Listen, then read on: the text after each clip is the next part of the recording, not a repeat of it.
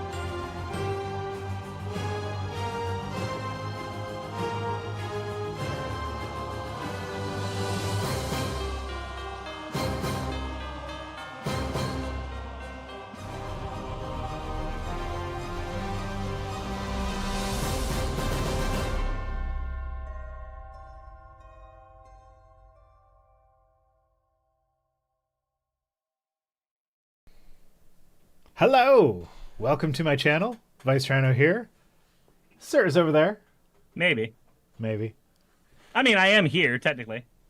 I got diagnosed with depression today. Yay! According to my psychiatrist, and granted, this is... I I feel like maybe a lot of people have heard this from their psychiatrist, but it was one of the worst case of... Not worst, but one of the worst case of depression among the ones that she's dealt with. I feel like that's not a thing you're supposed to tell someone with depression. So worse, man, worse is not the word I'm looking for. It's so on the scale, severe is the high end, and I'm at severe, is what she was saying. Not worst, like worst amongst all the I'm people just, I've talked I'm to. just picturing a psychiatrist sitting there being like, looking at your evaluation thing, being like, holy fuck, my She god. she was like, "Hey, are you like, hey, are you really stressed about something right now?" And I'm like, "Well, not really." And then I was like, "The only things that are going on right now are," and I explained everything that's going on. She's like, "No, you're stressed. You're stressed. You don't deal with that much shit, some of which you know of, but I don't want to articulate Okay. online for reasons." Fennec, there is a difference between a therapist calling you out on your bullshit, which my partner is a therapist, and she informs me that she does call people out on their bullshit. And being a psychiatrist, giving a diagnosis, being like, man, this is the worst case I've ever seen. Holy shit. Yeah, no, I misworded how that was, but I got diagnosed with that and mild to severe anxiety. So right now, oh, I also got told that because of the way my insurance works, I can't seek a diagnosis for ADHD Oh, I see. because the Because, only people who specialize in it are out of network. oh, I was assuming that it was something along the lines of the comorbidities between ADHD and depression are so high that, like, if you have one, you can't have the other or whatever. They won't cover both or something. Oh, so that was also explained to me as another thing. She said, "Hey, some of your problems like lack of focus and lack of motivation could also just be stemming from the depression that's untreated because all of those are also symptoms of that." Yeah. So, So here's the thing. A while ago, I was experiencing the SADS, And I didn't think it was depression, but it was just like, let's just like I had my partner give me the evaluation thing, Yeah. just to like put feelers out to see whether or not it was something to be considered. Basically, everything on it was like, oh, but that's high because of my ADHD though. Like that's just an ADHD symptom. Why is that here?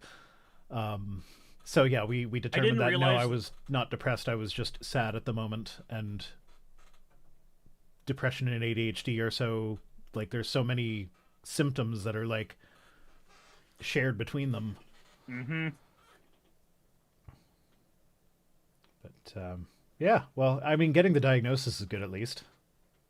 Yep, I have a medication that I'll be on for it on May the 4th if my current medication for weight loss doesn't May the help fourth with be the with you. issue. I'm sorry. So my I forget what the antidepressant she said was, but she said I'm not going to prescribe it to you right now because you're 2 weeks into Contrave, and one of the compound medications for Contrave is an antidepressant.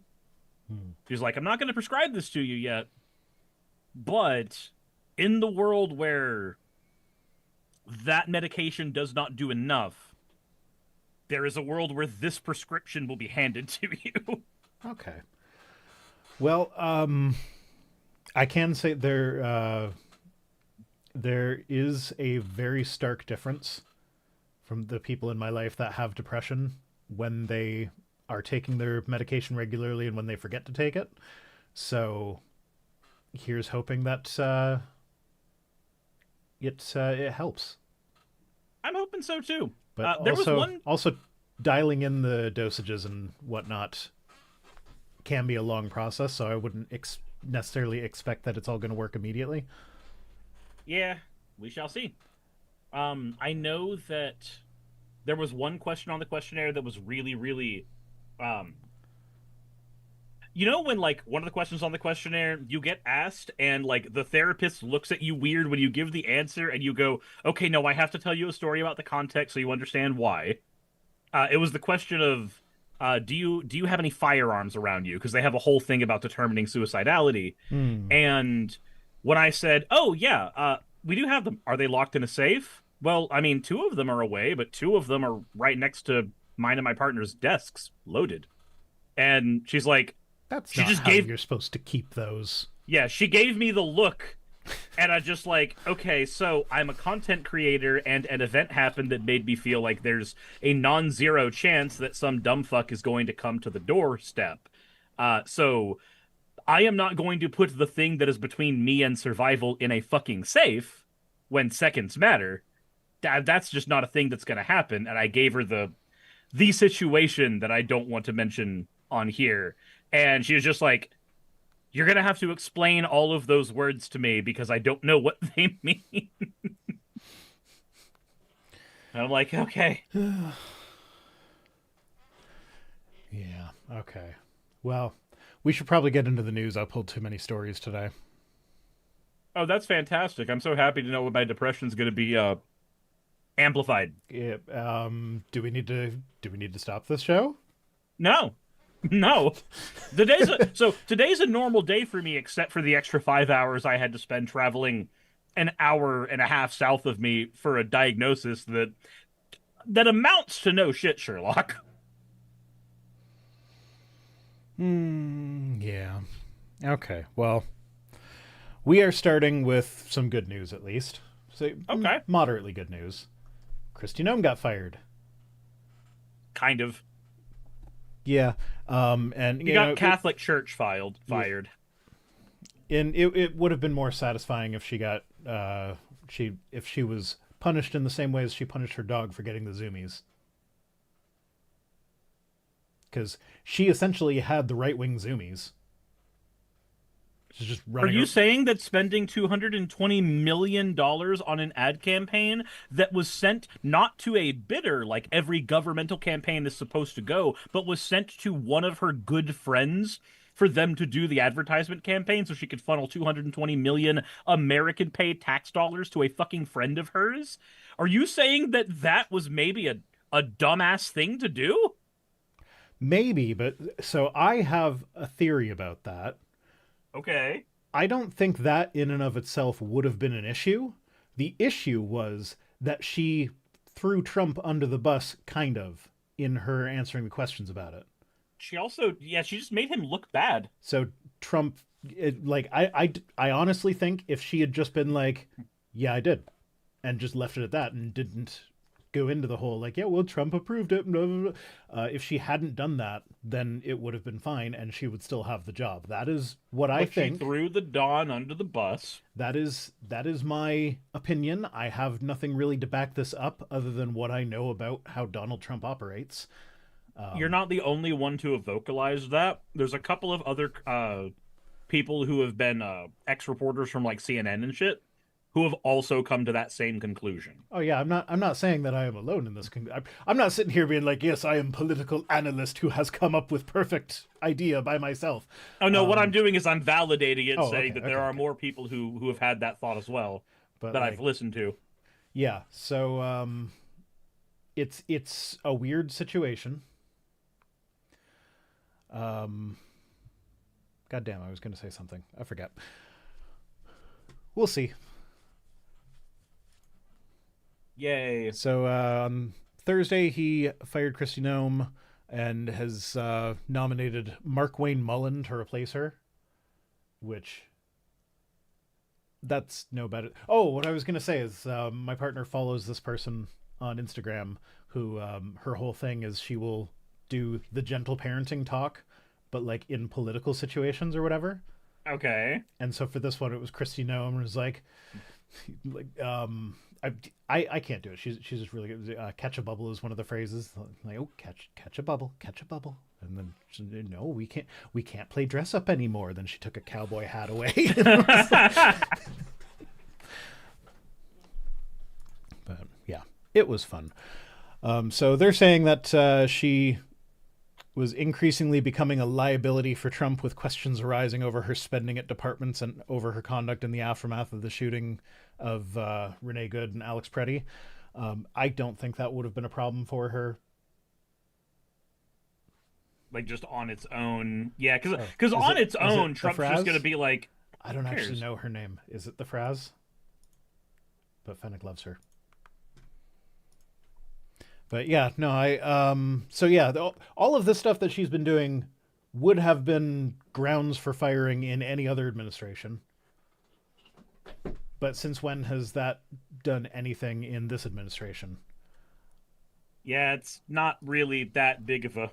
Oh, a no. fucking thing here.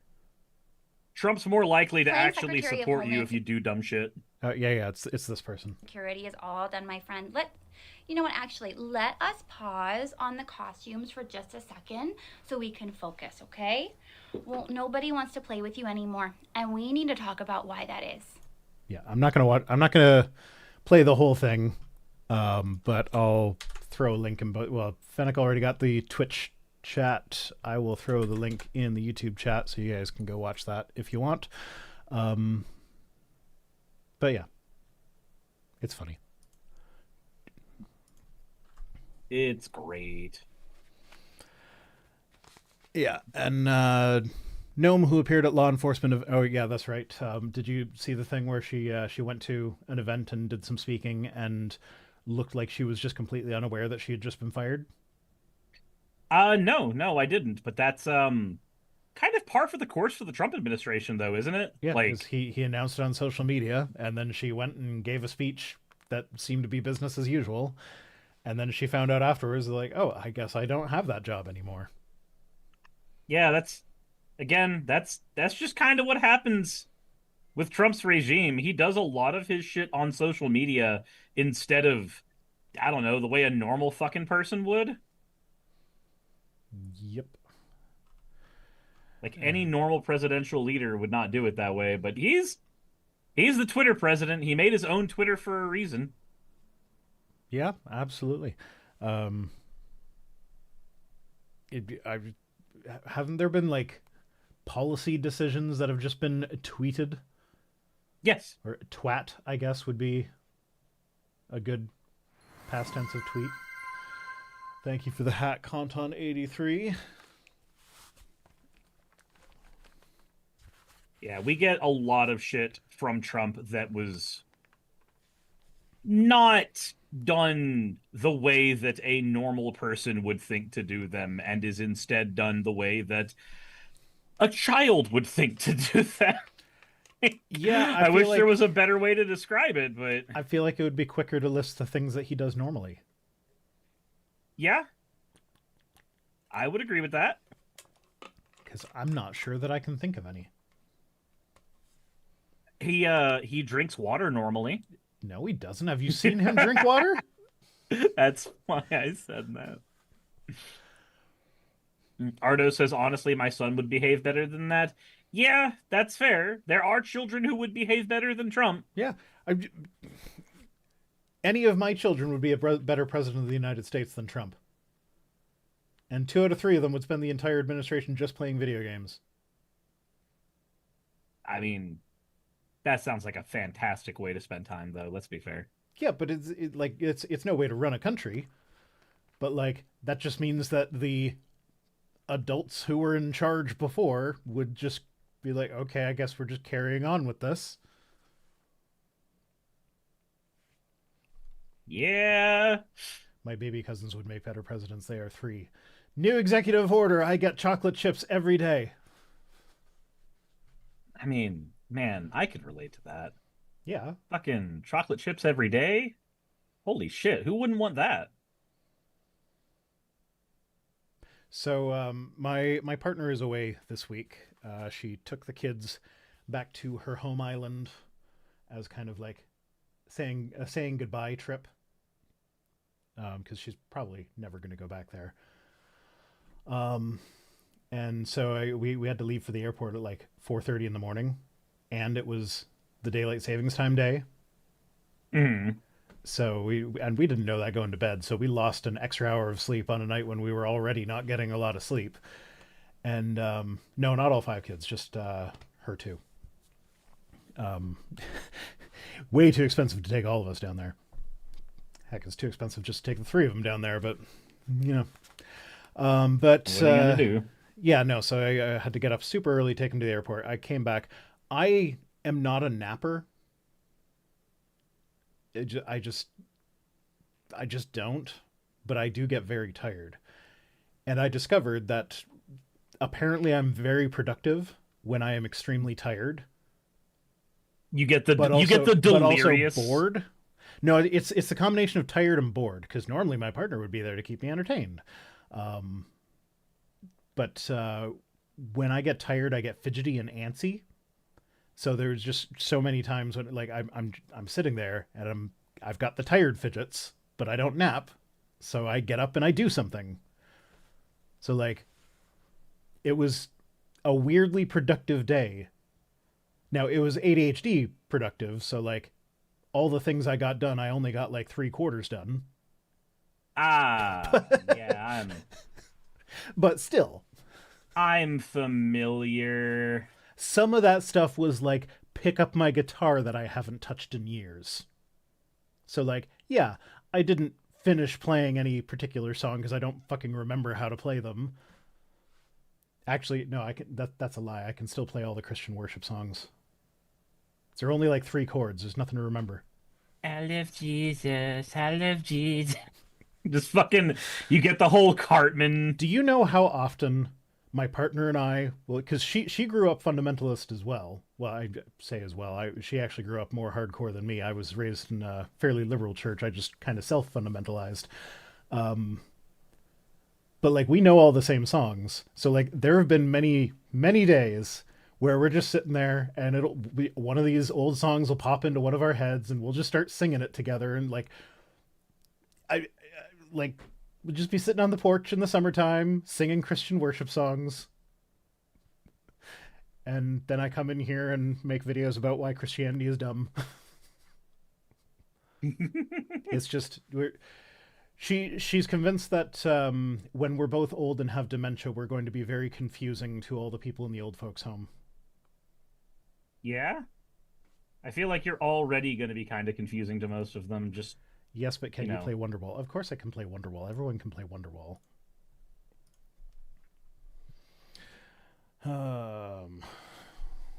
Yeah. All right. Next up, we are going to go to Fortune magazine. Where is it? There we are. Trump's immigration crackdown is backfiring by hurting the U.S.-born workers it was meant to help, data shows. Wow, really? Yeah. And this opens with a picture of Stephen Miller. I know That's so weird. I know he's doing air quotes here, but when I saw this picture, the first thing that popped into my head is that's an alien trying to fit in with the hippies. I was thinking it was when the dude does the aliens meme. It was where my brain went. Yeah, but no, he looks like he's trying to do the peace symbol to fit in with the hippies, but he's an alien, so he doesn't know how to do that. And that vein in his head. Yeah, he's a bit veiny. He's always angry. You get veiny when you're angry. You do. A single vein pops. Cartoons told me that. Yeah. Which cartoons? Basically, any cartoon where a character gets mad and you see the cartoonish red vein pop in their head. Okay. So from February 2025 to 2026, labor force participation in the for United States-born workers aged 16 and older fell from 61.4% to 61%, which that's not a huge fall, but considering these are numbers that all the economists want to see growing, the fact that it did fall is very bad.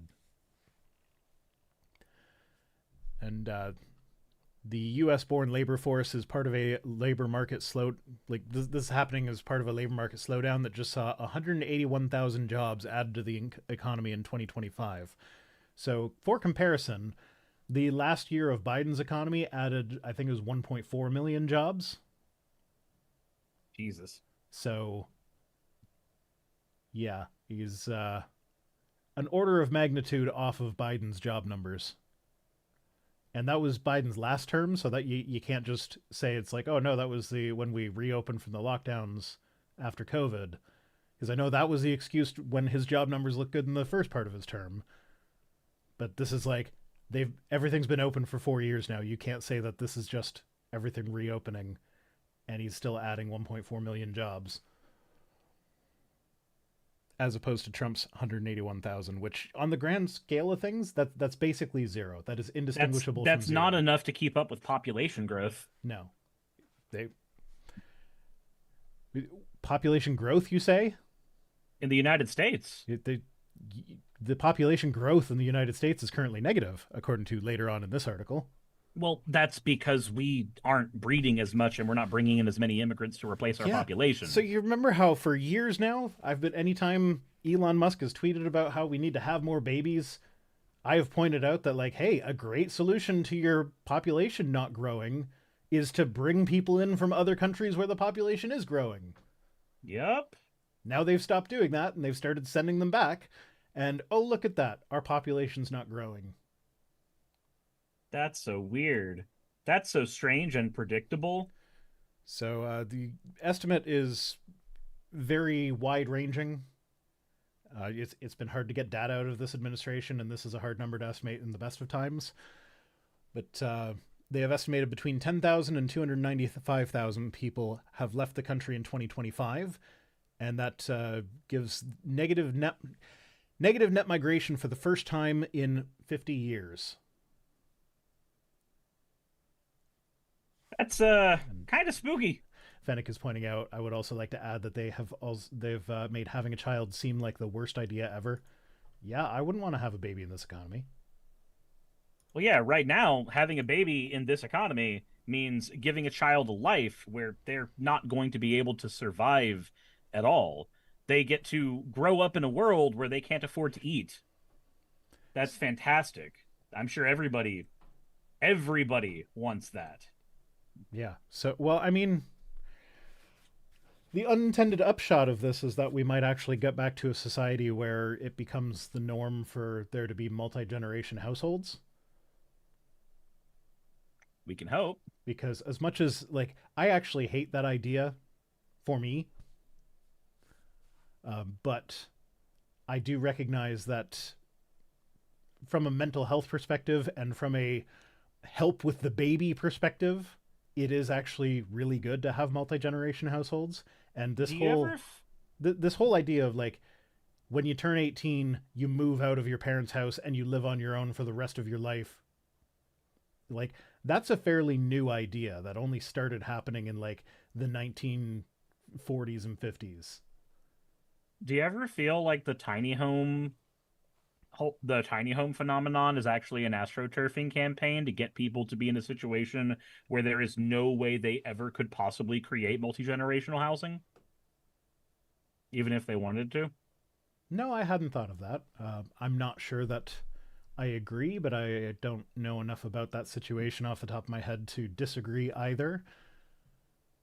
Just seems But that if you're in a as my little counterpoint, and I recognize that this would come from a position of vast privilege, Mhm. I could see it being appealing to like one of my partner and I have discussed, because like we have got 5 kids. Our house is not big enough to be a multi-generational home for all 5 of the kids and their potential families. Mhm. So one of the things we've talked about is selling the house and then buying a smaller house on a plot of land, and then they can build their own house, or like, and we might be able to help them with that. I don't know. This is all very speculative at the moment. We don't actually know the details of the logistics, but that could be a scenario where I could see a tiny home actually being favorable. So for someone like me that like, I don't want to live in a multi-generational home. Okay, so I'll buy a piece of property and we all just have our own little house, our own tiny homes on the Well, same yeah, but plot of that's land. just communal living. That one's not really a new thing. But the trend of there is a trend of minimalism, and within that trend, there is a trend of tiny homes. And within the tiny home idea, there is the undeniable fact that people will not be able to have a multi-generational household at all, because it's kind of impossible when you're dealing with like 120 square feet. Yeah. Is mostly where I'm getting it from. I have no evidence to back up it actually being an astroturfing campaign in any meaningful sense, but it is one of those things that pops into my head of like, there's a non-zero chance because we know that We the know that push for we we know know the that right does that. we know that there have been plenty of campaigns in the past to do things like make people not have multi-generational homes at all so that we have a ton of different places paying fucking property tax, for instance. Like, I know that that's a thing, so taking that and pushing that idea just a little bit forward and it gets a little spooky. Yeah. Yeah, I could see that. Like I said, I don't necessarily think that that's the case, but I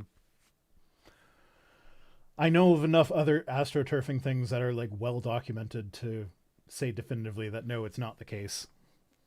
Yeah, and I also have no evidence other than It seems if to I, make sense.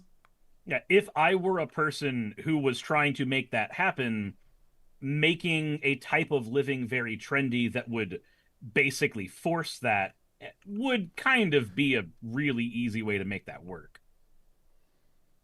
Yeah. And so, does Yeah. Cirrus have a tinfoil hat for this model? Bear in mind also the tiny home phenomenon can only work in suburban areas, which we know is a thing that conservatives have tried to push for as hard as they possibly can. Like suburbia as a concept is something that has been pushed for by conservative outlets instead of Ooh. cities. Here's here's the next step in the conspiracy theory. It's Oh, actually the landlords that are astroturfing it, because when they build their next apartment building, they want to do tiny, tiny, tiny units that are inhumanely small, but they're but they're trendy. trendy. If they get people into putting themselves in small homes, it's like, hey, you can have a tiny home but as an apartment. Do you want to try out tiny home living for a year? Come check out my area. Like again, I I mean, don't. apartments are already ridiculously small. Like my partner is in the islands right now. They upgraded her room to a suite when she got Mhm. there. I don't know how that happened, but like she got a free upgrade or whatever. And it's just 2 bedrooms, a kitchen, and a living area. But it is so much bigger than the 2 bedroom apartment that she used to live in. Mhm. It's like why was her apartment so small? Or why is this thing so big? I don't know. It was weird.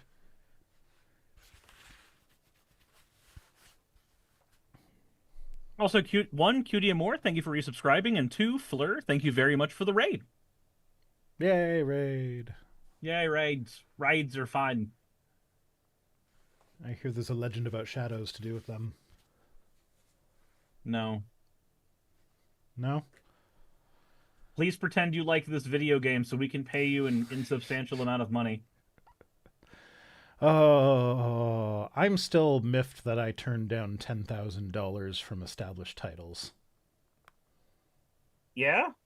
Yeah. They were going to pay me $1,000 a month to run the same, like no extra work, just run the ad I already recorded every month for a year. And then, like that was when that whole thing hit the fan. And my ad was already out, I think, or that video came out like a couple days before mine or something. I don't remember. It happened right around the same time. Then I was like, oh fuck.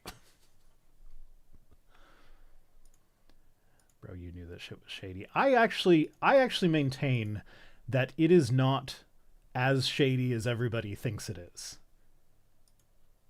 Like, it is the equivalent of buying a plot of land on the moon. It's a novelty thing, but they do actually do some conservation with it.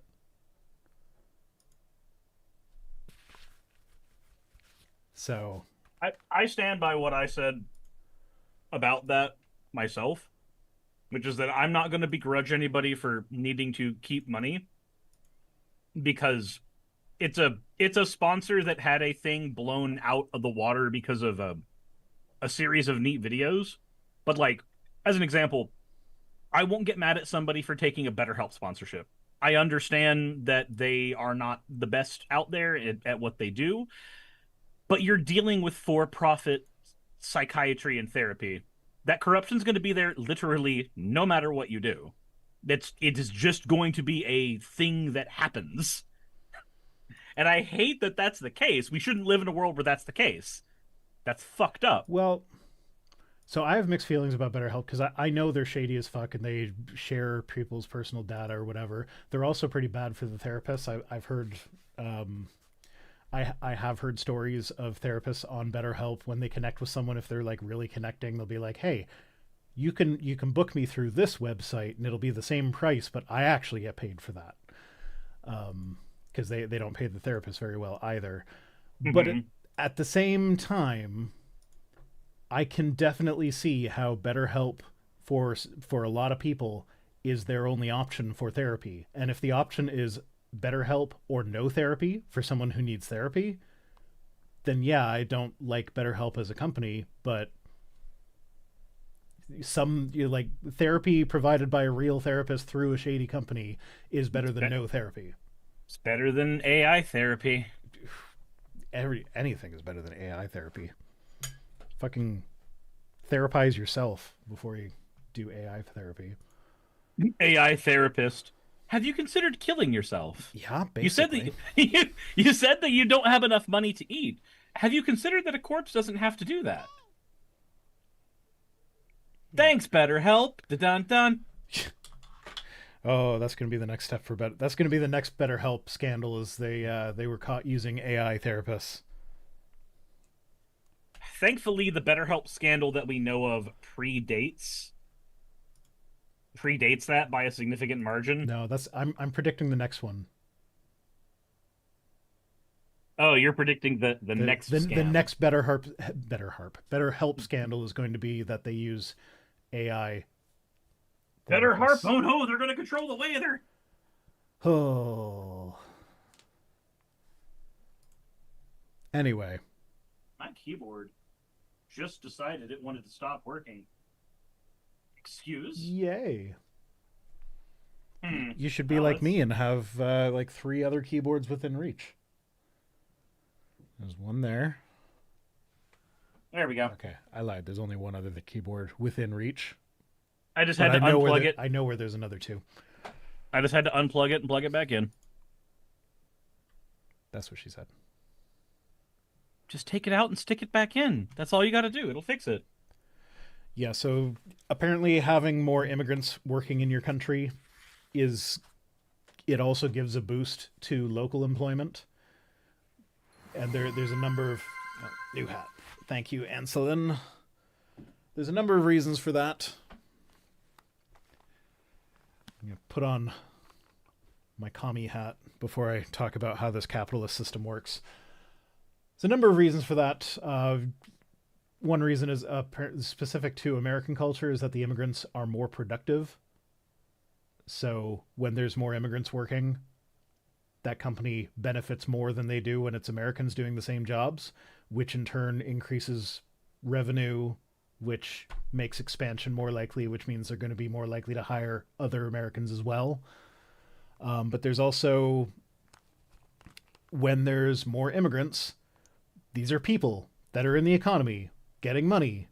And when they get money in the economy, they spend it in the economy. So there's more economic activity, which means businesses need to hire more employees, which means more jobs for everyone. So, yeah. Immigration, good for the economy.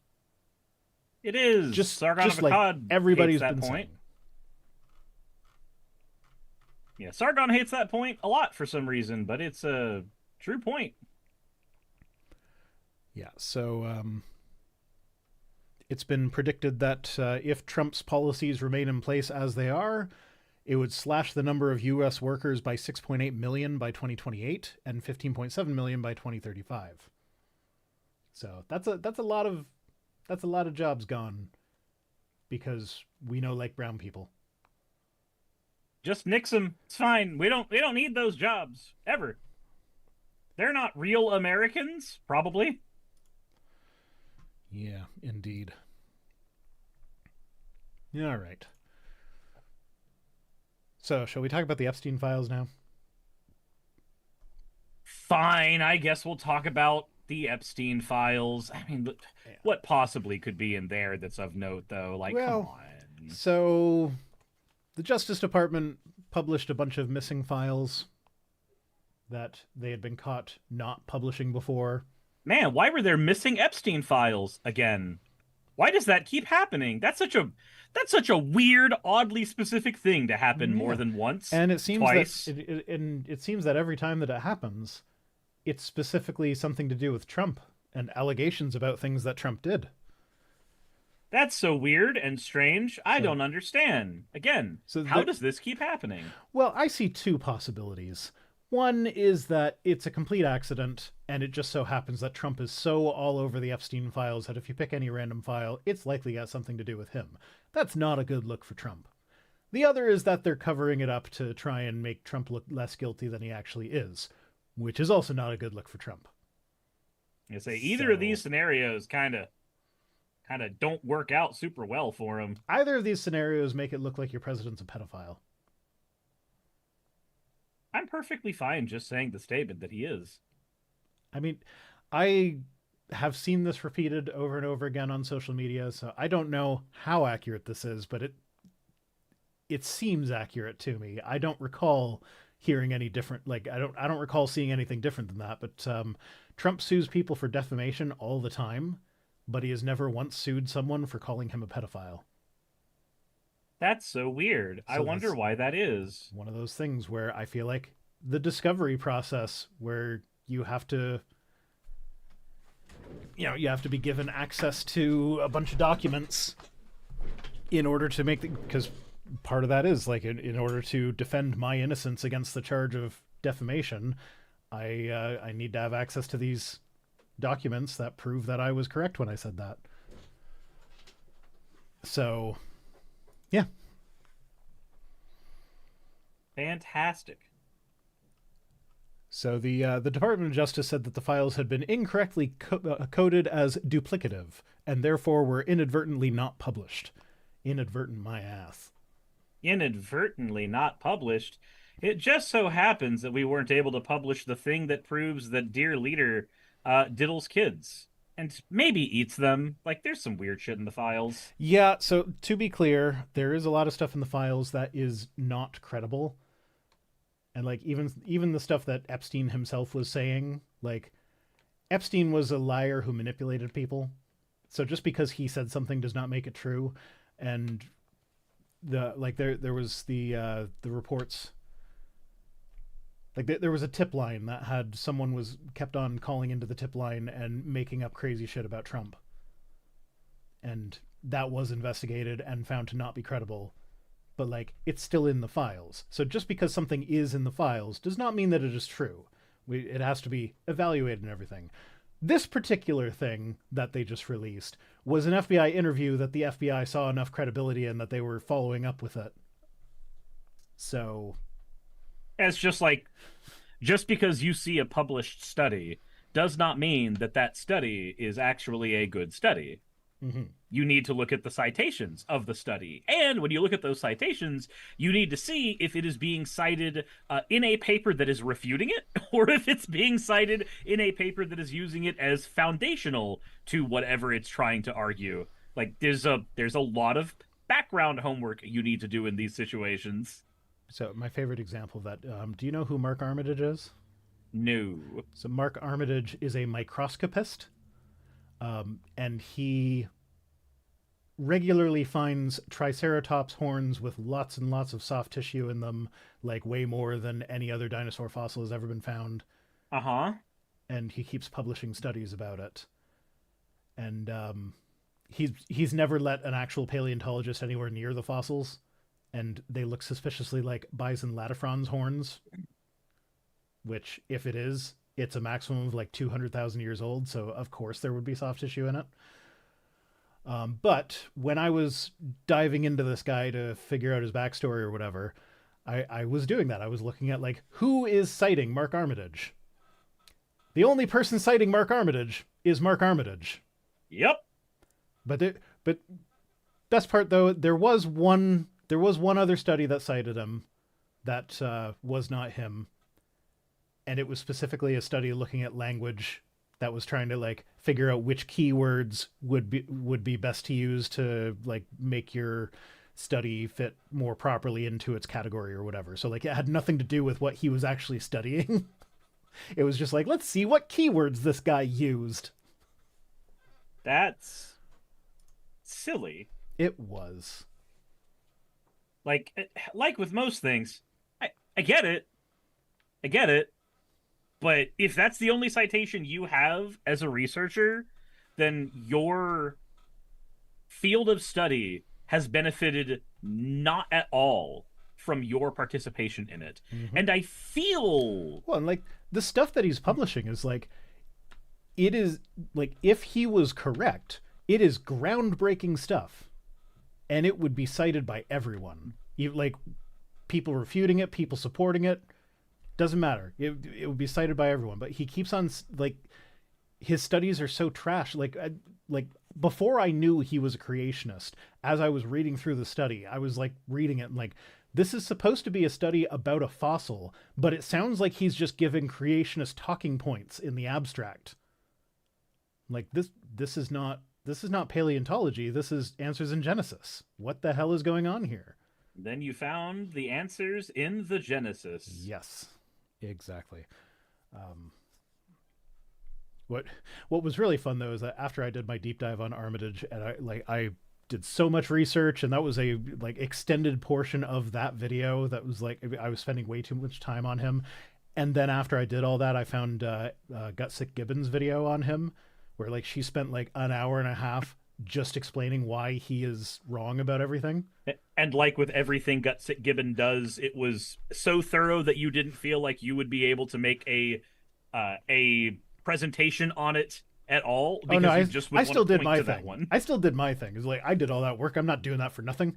But I did mention her video at the end. I'm like, yeah, if you want more detail about it, go check out Erica at Gibbon. I mean, that is a way to do it. Yeah. I know for me, that's the kind of thing that like it makes the imposter syndrome hit hard. Like anytime that the like trans thing is brought up, and hey, do you have any evidence of like bimodal sexual shit or anything like that? It's just like, have you heard of Forrest Falkai?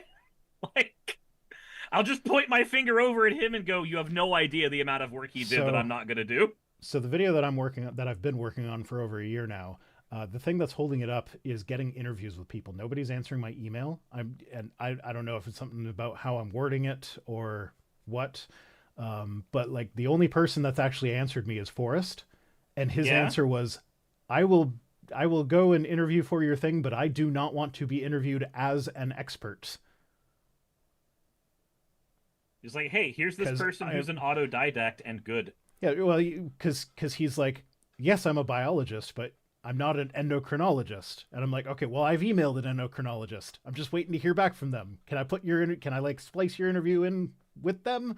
He's like, yeah, sure. If you have actual experts, that's not me. I'm like, but you're a biologist, man. You're more of an expert than I am. But yeah, no, the endocrinologist never got back to me.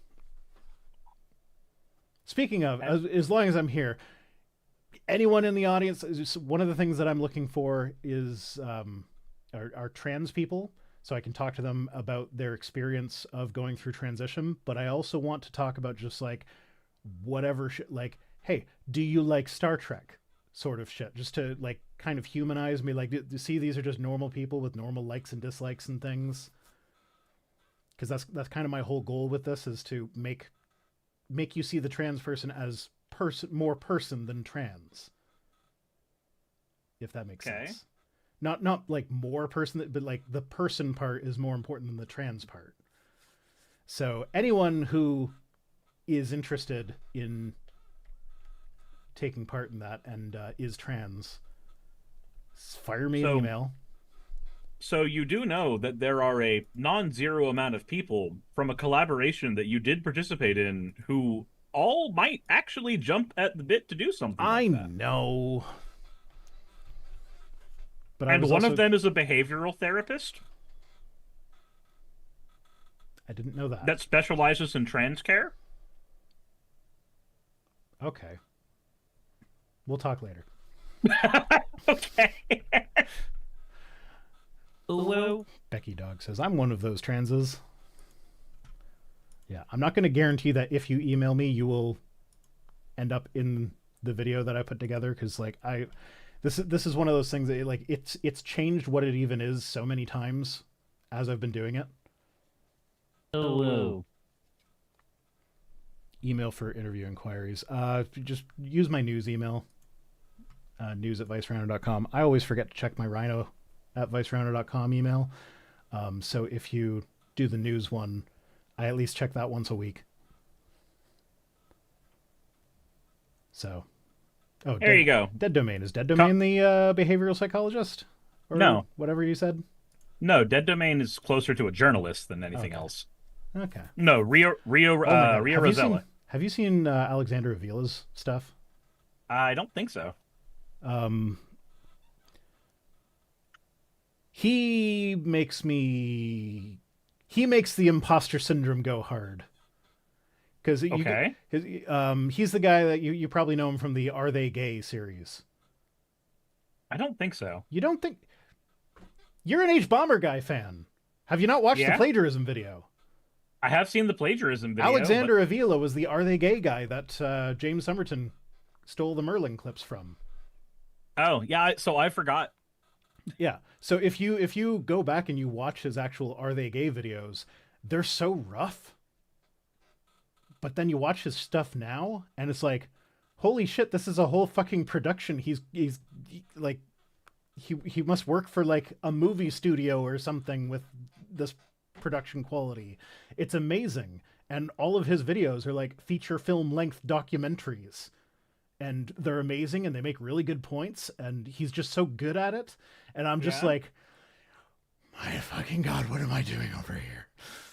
You're like the you're just sitting there going, God, I wish that were me. Yeah, he's so good. Go watch this shit. Go watch some Alexander Avila. Okay. Like, yeah. Anyway, what the fuck were we even talking about news-wise? Justice Department publishing Epstein files. Yeah. It's really weird that we got to trans people from that, but I mean, the list of things that this government hates when people remember the Epstein files and that trans people exist. So yeah. You're not wrong. Yeah, so we got 5 Republicans on the House Oversight Committee have joined Democrats in voting Wednesdays to subpoena Bondi, demanding that she answer questions under oath in a sign of mounting frustration among members of the president's own party. So I really wish, like, it is baffling to me just how little spine any Republicans have. Like, especially, like, your job as a politician, like if you want to get reelected, one of the easiest ways to do that is to make sure you're in the news all the time. Well, like that's why make sure people know who you are. Yeah, like if people don't know who to vote for and they haven't, like the disengaged voters don't know who to vote for or whatever, they're like, hey, I remember this person's name. I recognize this person, so I'll check that. Easiest way for any Republican right now to get in the news cycle constantly would be to actually oppose Donald Trump and be like, hey, this guy's made the economy suck. Your groceries are expensive because of Donald Trump, so I'm filing articles of impeachment. Could you imagine if a Republican filed articles of impeachment right now? Like, fucking Chuck Schumer would parade them around as a hero. Yeah, he would unironically start saying they're one of the good ones. Yeah. And then all us lefties would be over here like, why the fuck didn't you file articles, Chuck? But that Republican would get their name would be on the news all the time. And like, I'm not saying I want the Republicans to succeed, but like, Trump is making them fail. But that would be a way to make them succeed. I don't know. It's just like the party that has been the loudest about like pull yourself up by your bootstraps and everybody has personal responsibility and everything. It just seems they don't exercise. They just like their spine is they got their spines from the wacky waveable inflatable tube man guys. Wacky wailing arm inflatable tube man. I don't remember how it goes specifically. Yeah, I don't remember either, but you know what I'm talking about. That's where their spines are. Yeah. Child. Like Pat Child, hello. Hi, how are you doing? And I mean, that goes for the Democrats too. Like, AOC has said publicly that she would support articles of impeachment. You're in Congress. You can file them. Why aren't you? You publicly said, I support them. So do it. Fucking do it. Right now, the history books look back and they say, oh, Trump did all this shit unopposed. Nobody even tried to impeach him. What do you want the history books to say about you? They want you to say you did your best. Well, they're not. Nobody's doing their best. Fault you when you do your best. The only people doing their best are the people trying to fuck all the shit up. Yes, and it's really easy to do your best when your goal is let's fuck this shit up. Because then even if you don't succeed in the thing you were trying to do, you still fuck shit up. You at least caused some chaos, and that's a non-zero amount of things to have been done. Yeah. So anyway, I wish Congress would do something, anything, just a thing. The problem right now, though, so let me maybe come to the defense of anybody who might not have tried to file articles of impeachment yet. There is a good reason not to file them at the moment, and that is that we are on the cusp of an election that will change Congress. And an impeachment is nothing and does nothing if the Senate will not get the 2/3 majority vote. If you can't get that, then the articles of impeachment don't matter. It's decorum for decorum's sake. It's putting your name in the history book for at least trying to do what was in your power to fight the new Hitler. Right, but if you tried to do articles of impeachment about a topic right now, and knowing that you would lose, knowing that you couldn't do it, or at least rather, knowing that a chance to have a better chance at this is literally a couple months away, and those articles went through perfectly fine because you could get one or two Republicans on your side in the House, but you know you can't do anything in the Senate, you're not gonna do that again. You're literally going to get shot down when you bring them up again when you have that better shot, where they're gonna go, hey, Yeah. It's you already Trump, tried though. this. He does like 3 impeachable offenses a day. You don't have to use the same ones. You can do new ones. Like I said, I am just trying to steelman if I was in the situation as a politician and I was trying to think of this game theory wise, how would I utilize that particular card? How would I make that work? And I would try to throw it when I know that it is going to be most effective. And right now it's really not. Like, he's got control of Congress, both sides. Both sides, not Democrats, Republicans, both sides as in the House and the Senate. House and the Senate, yeah. Yeah. Yeah, So, like, no, it's... I get what you're saying. I want them to at least try to do something. The fact that they're all just sitting on their hands, being like, "Ooh, but we cannot do that. That would be improper." Like, "Oh, I will send you a strongly worded letter if you shoot more citizens."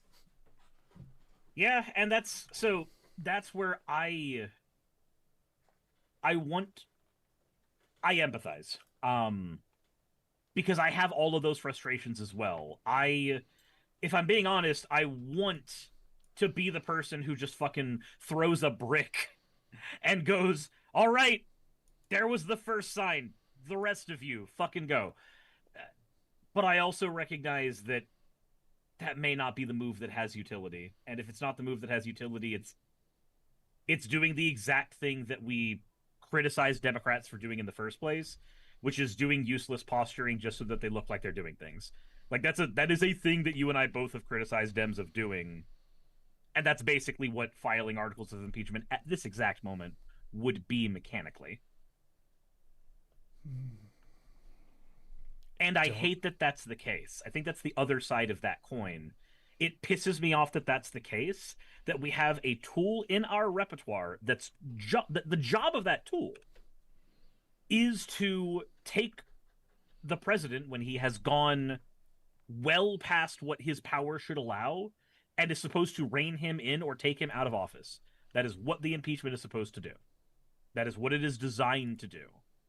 It's not designed to be a slap on the wrist. It's designed to allow you to change leadership.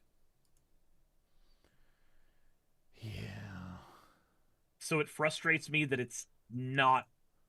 It doesn't get to be used that way. Yeah, so Sean, not to join in on with Cyrus on this one, but if they impeach JD Vance, then when they go after Trump next, it'll be like, "Oh, this is just you're just persecuting us because we're on the right. This is just political, whatever. You know what I'm talking about, right? Like weaponizing, like how he said, oh, they're going to weaponize the DOJ and come after all of us, and then he weaponized the DOJ. And they're gonna do the thing that I plan on doing. Yeah. So like now in the way I see it, every single member of this administration has done impeachable offenses. I don't know what the contingency is for that. Because like Vance and Trump should both be impeached and removed from office, which would make Mike Johnson the president. But he's already like, you could probably impeach him right now for dereliction of duty. It's like every time he's asked any important question, like, I don't know about that. I haven't been doing my job, so I don't know what the fuck you're talking about.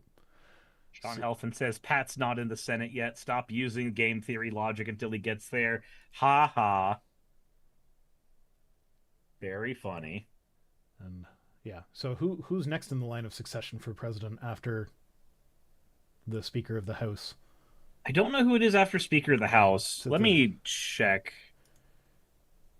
Gonna have to That's watch. one of those. Gonna have to watch the Harrison Ford Air Force One movie again, because I know there was this really weirdly detailed side plot about who is president, or who's in charge while the president's incapacitated. Is it the Speaker of the House, or is it this person, or is it the Vice President? President pro tempore of the Senate. Then it's the Secretary of State, then the Secretary of Treasury, then the Secretary of Defense, then the AG. So nobody, who, like everybody, every one of the people in those positions needs to be removed from office.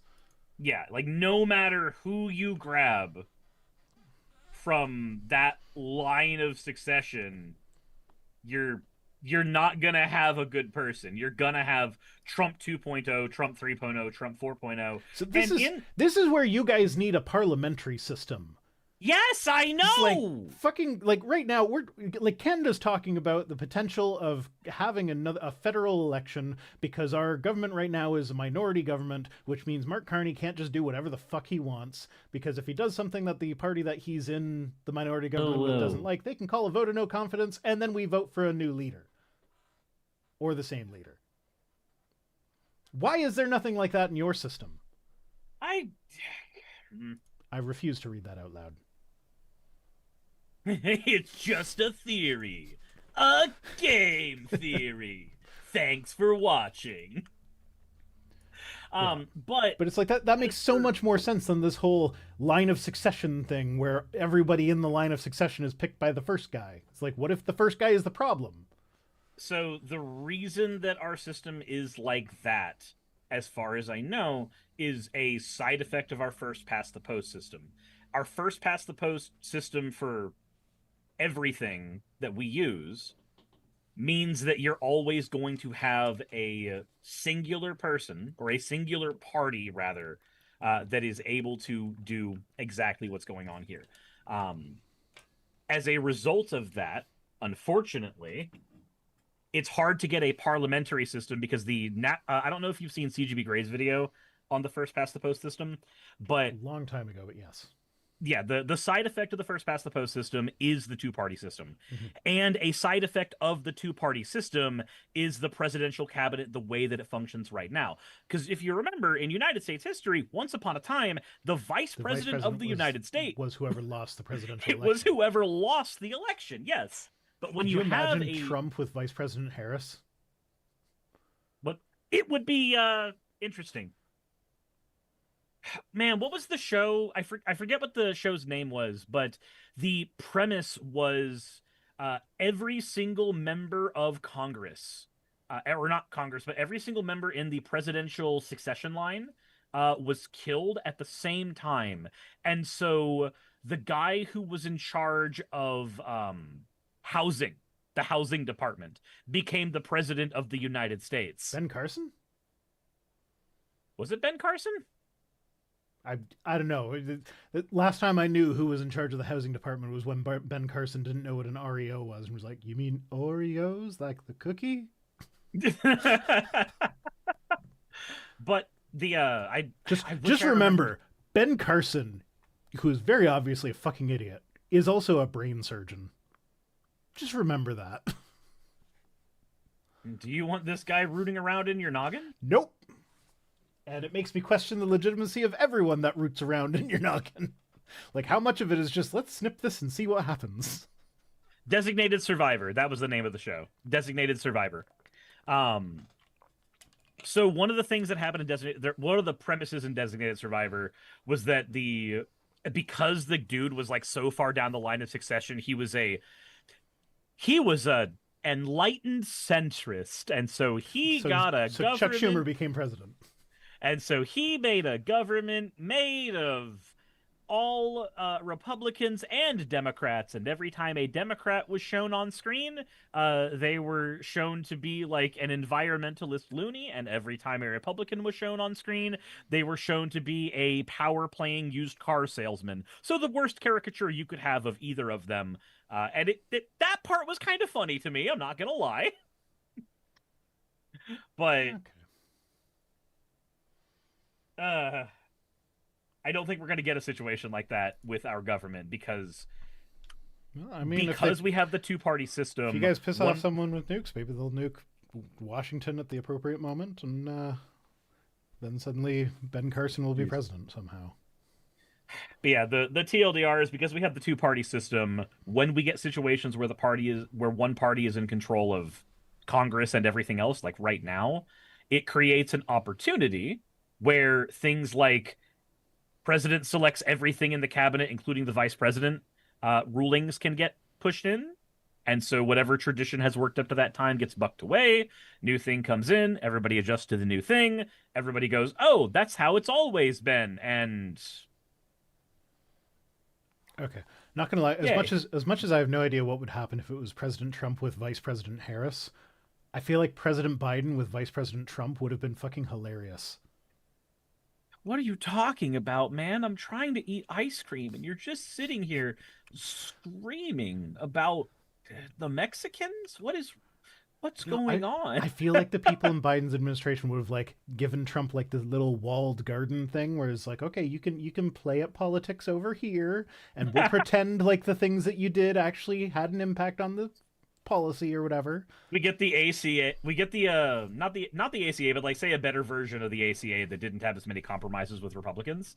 You get a better version of the ACA, and when you make it, Biden goes, we're going to call this the Trump-Biden plan because my friend Trump here did so... Why am I making Biden sound like Bush? But my friend Old Trump here man. did so much.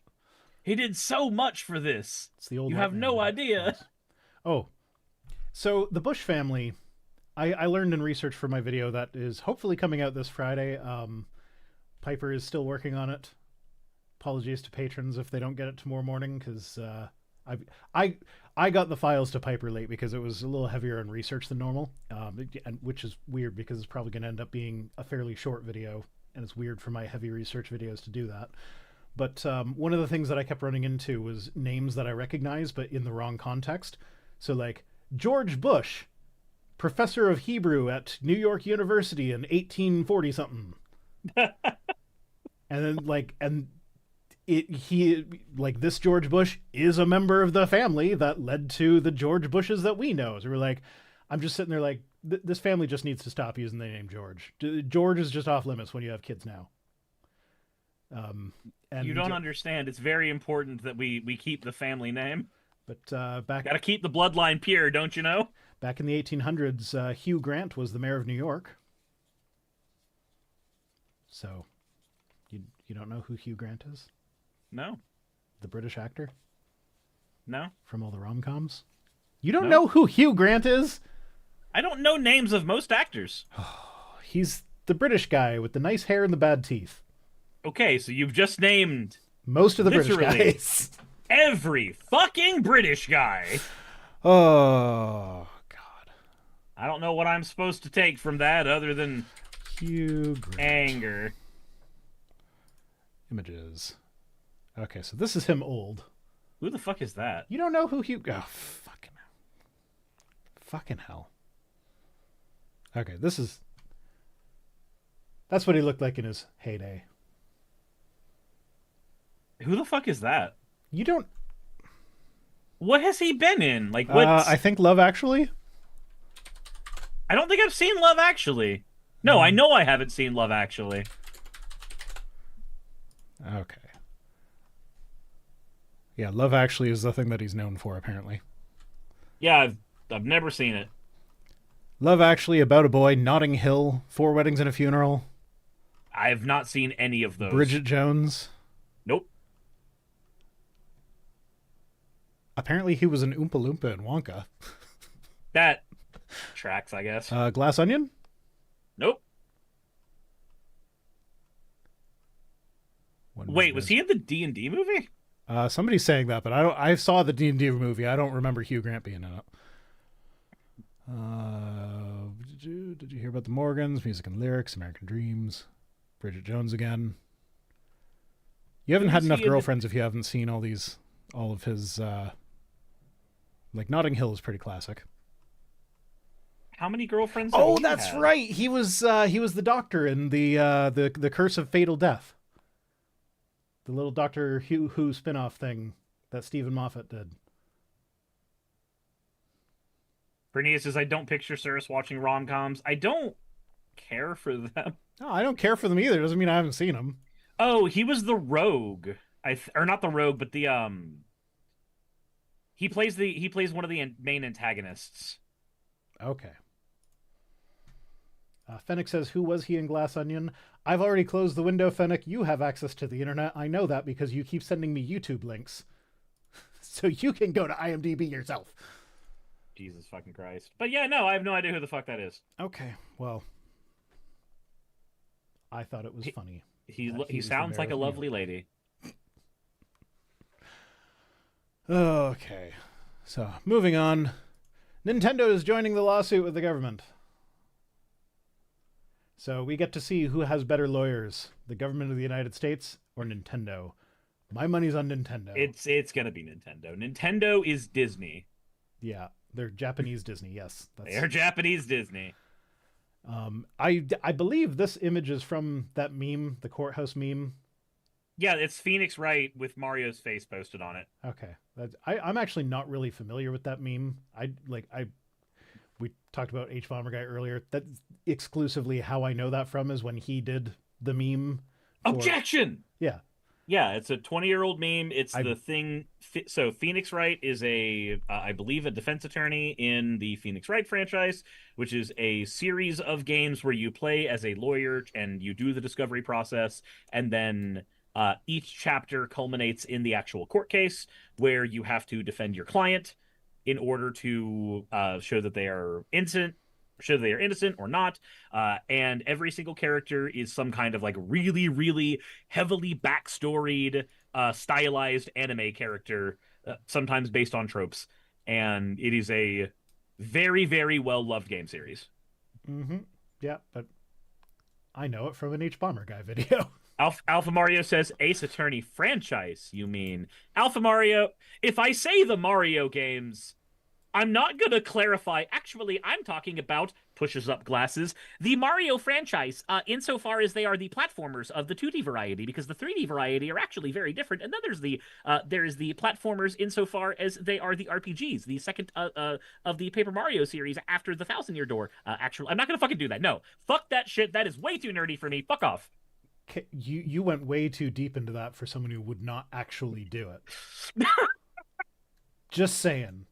You were like, I was on board with the joke when you got to the 3D is different from the 2D side scrollers or whatever, but then you kept on going to the RPGs and the Paper Marios. Like, nope, he is that nerdy. So I am nerdy enough to know those things and to appreciate them. I'm not nerdy enough to draw the distinction so much when somebody says, you mean the franchise, actually. That's where I want to grab somebody by the shoulders and shake them and go, no, the fuck I don't. Not today. Well, by the franchise, I mean exclusively the game Super Mario World. Is it because it's the only one you've played? No, I've played most of them. Well, I don't know about most of them anymore. They've made a lot over the last few years, but... Have you played Mario Odyssey? Yes. Have you played Mario Galaxy? Not a lot, but yes. Have you played Galaxy 2? No. What about 3D Land? No. What about 3D World? I don't think so. What about Bowser's Fury? Oh, I think I have played 3D World. Did you play it on the Wii U or did you play it on the Switch? Probably Switch. If you played it on the Switch, please, for the love of God, go play Bowser's Fury. You own it. If you own Mario 3D World, you own Bowser's Fury. It came packaged with it. Okay, well, I guess the names are all getting similar because when you said 3D World, I was picturing the... Wait, did you say Switch or Wii? 3D World is a Wii U game that was ported to Switch. Okay, so you said Switch, but in my brain it replaced it with Wii.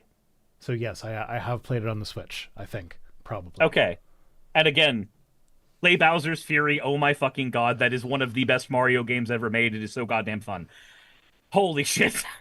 Kinma just went... Yes, Kinma, I was trying to channel the... You have Uno!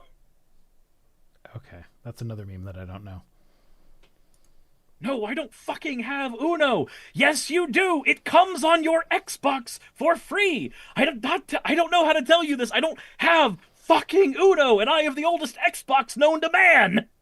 I still miss Windows XP Pinball. I miss Windows XP because it wasn't filled with bloatware. That's what Linux is for. You know how much faster my computer boots into Linux? Yeah? So much faster. Alpha Mario says there's more Mario games than any other Nintendo game combined. Fun fact. Yeah, there's almost as many Mario games as there are Chibi Robo games. Why are there only 2 Chibi Robo games? Yeah, I don't know. But anyway, yeah. Nintendo's suing the U.S. government. They're joining a lawsuit that already exists, which has also been joined by Costco and Revlon and a bunch of other companies. So I basically, all these companies want all the tariff money back. If they have to pay the tariff money back, that's going to wreak havoc in the American government. I don't know how logistically any of that is going to work, but I feel like the lawyers who are still willing to work for the Trump administration at this point are not the best and brightest. Listen here. We already sent Luigi once, so don't make us do it again. It's me. Okay. Moving on. Yay. Trump says mutual decision with Israel will end Iran war. A mutual decision with Israel. So wait, Yes. is that a mutual decision between the US and Israel or Iran and Israel? I would think the U.S. and Israel, with the way things are going. So the only people that can decide not to do this war anymore is the people who decided to do this war. Yeah. Oh, okay. Yeah, so Okay. on Sunday he said that the decision would be mutual. He said, I think it's mutual a little bit. We've been talking. I'll make a decision at the right time, but everything's going to be taken into account. Given that, by all accounts, he was forced into this war by Netanyahu, I don't really feel like it's mutual. I think it's he will stop the war when Netanyahu says he can stop the war.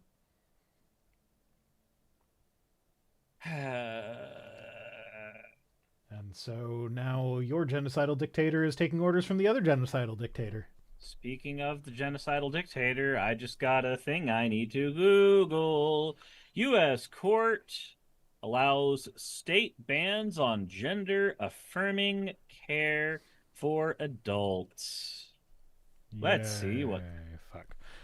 9 hours ago, this just happened earlier today. Fuck me running. Which state is that? No, not state. Federal. That's The so Supreme Court rules. they're saying it's okay for states to ban it, or it is now banned federally.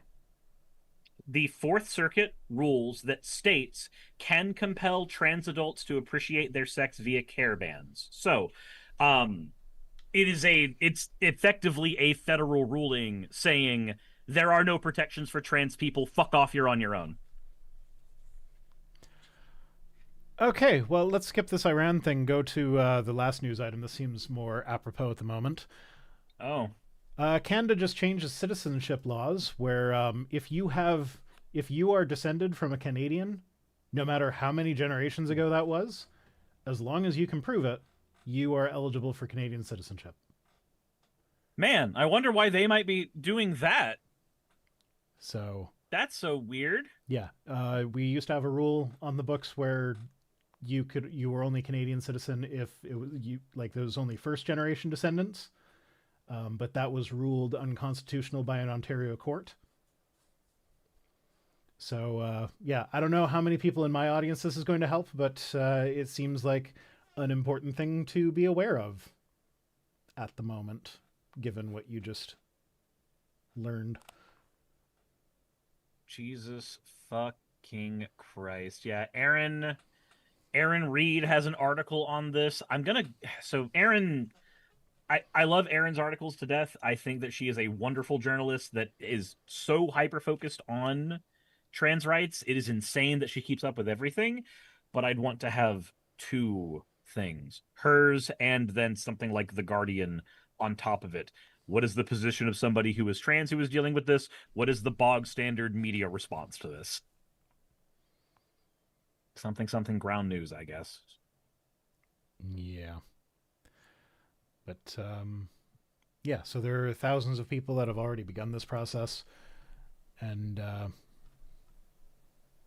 yeah, there's no limit on how many generations you go back. I wonder I wonder how that would work for Native American heritage. Because there were tribes whose traditional boundaries did not fall along the Canadian American boundary. They went across it. So I wonder, like, if you could say, like, hey, I am of this tribe of Native American, and their traditional territory was in Canada. So Yeah? please give me citizenship papers. I wonder if that would work. Maybe, but no matter how far back you go, that does a lot of legwork. That is a lot of legwork. Yeah, but I mean, Man, like I said, 23andMe are going to make a buck. just a reminder that all of those DNA companies are selling your data, and in this case, it's private medical data. And also, because it's DNA, it's not just your data; it is also your family's data.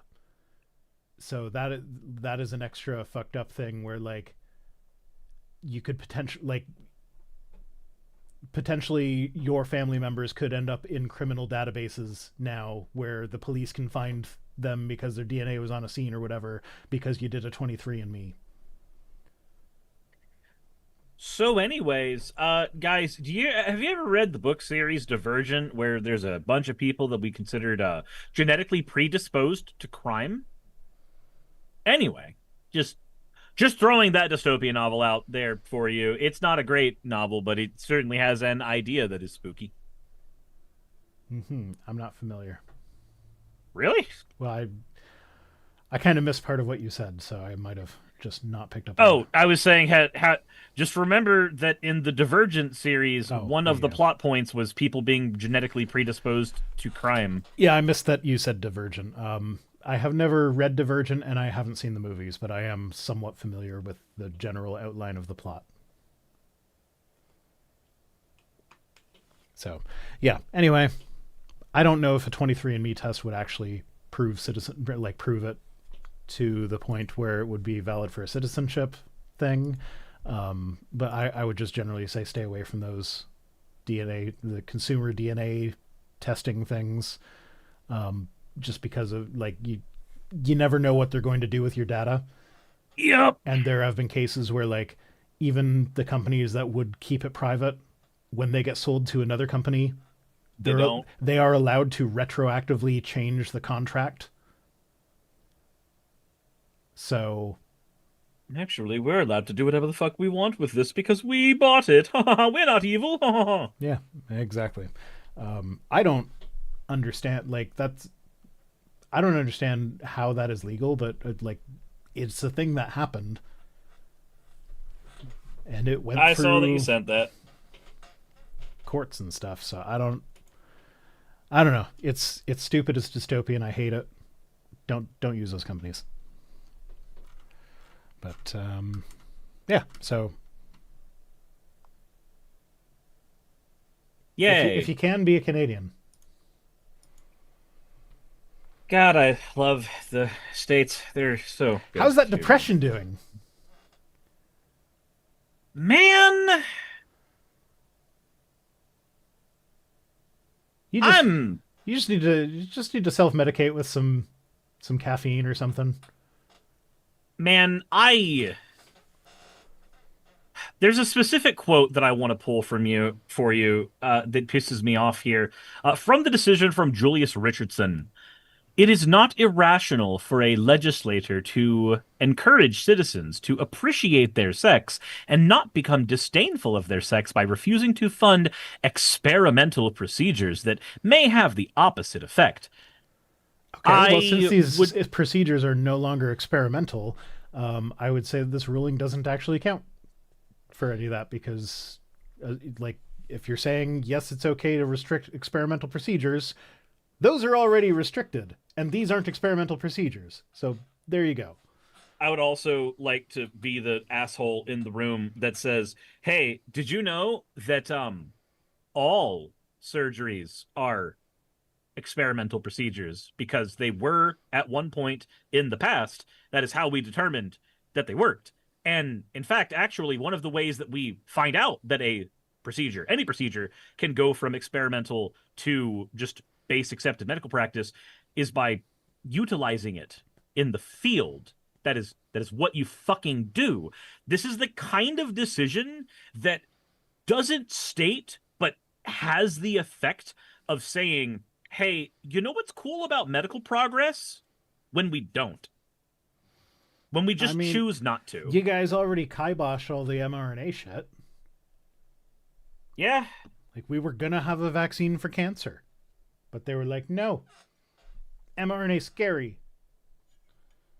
RFK said seed oil's bad. My constituents say that mRNA frightens them and makes their wieners just a little smaller, so we're going to be banning this now. Okay, thanks, bye. Yeah, basically. It's great. I love this timeline. It is fantastic. Don't you love this timeline? Fantastic. If we can take one shining thing out of this timeline, it is the fact that Trump is doing what is apparently a pretty standard dementia thing, where they, people with dementia will start like giving out the same of an item for no apparent reason. Like, one person said, like, yeah, my grandmother had dementia, and she would keep, like, everyone that visited, she would give a Post-it note to. And Trump is apparently doing that with shoes. So people will come in to meet him, he will guess at their shoe size, and then there are a bunch of sycophants who can't possibly tell the president that he was wrong about something, so they just say that he was right.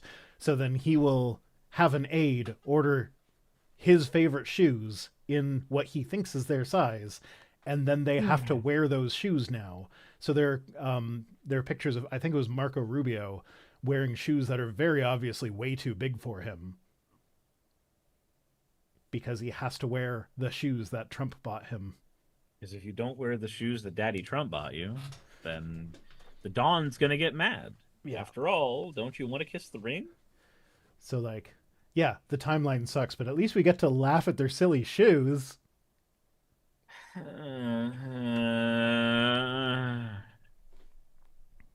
Anyway, shall we do tweets? Sure. Any escape from this timeline? Well, they're not all about politics, but the first one is. Okay. And it's not as depressing as the news that you just brought to the show. That feels. But it's just it's mostly just stupid. It's mostly just really dumb. So Rep. Andy Ogles says multiculturalism is nowhere in the Constitution. One nation, one culture. One culture, one nation is also not in the Constitution. Yeah. Fun fact: the Constitution is not a document that is meant to prescribe what your culture should be. It is a legal document explaining your rights and whatnot. Yeah, that's there are some awfully fucking stupid things people could say, but this is kind of up there. Now, you can say the Constitution is an integral part of the culture or whatever. I could see an argument for that, in which case I would merely point to the First Amendment, which freedom of expression, freedom of association, that's culture. And it says you are free to do what you want with that. It does not prescribe anything for that. So if we're going to take any sort of statement from the Constitution to be about what you have to do with your culture, it is in fact multiculturalism. So, can I associate Trump with pedophilia? We already, I associate him with pedophilia. That's great. I'm happy. That makes me happy. I'm glad. That's the one thing I got to take. You from sound this. Happy. I know, right? I sound joyful. I sound like nothing in my life can or has ever gone wrong. And that's just great. That's just fantastic. You have no idea. Did you know that the quartering just got unbanned from Magic the Gathering events, and now he is making Magic the Gathering content on his Magic the Gathering channel again? Because I got to be made aware of that, so that's fun. Why would anyone unban him? Because there's some people that believe that lifelong bans shouldn't be a thing because people can change. Okay, Jeremy has not so changed. She has gotten yeah, I was gonna worse. say, so do make a thing where like it's a lifelong ban with the possibility of parole, but you have to actually show that you have changed in order to have it rescinded. Or you could do a thing like oh, where is it? One of the, I think it's Finland, that has like the really progressive prison system. Is it Um, Finland? I thought it was the Netherlands. Maybe it's the Netherlands. I don't know. One of those countries in Northern Europe. Um, but they do not do life sentences. The maximum sentence you can get is 21 years.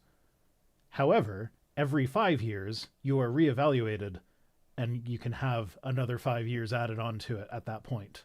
So like they have a guy who is in prison right now who, he was a right-wing extremist who killed like 70 people in one day, many of them children, and he is currently in their prison system with a 21-year sentence, and he shows no sign of remorse, no sign of reform.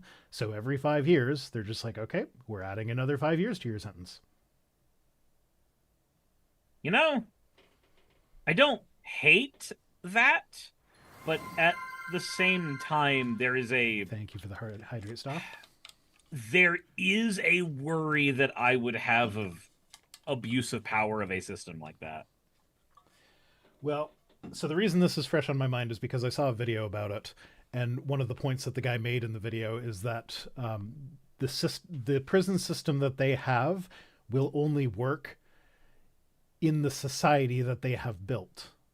Yeah, because if you do that in America where we have a corrupt prison system, you're just going to have people who go, ah, yeah, he's black enough, and then just keep them in the prison system for as long as humanly possible. No, I don't think that's so. There would have to be a lot of changes made to the American prison system before it would be even remotely close to what they have. But I would think that the abuse would be more likely to go in the other direction, where now we're letting people out on the streets too early.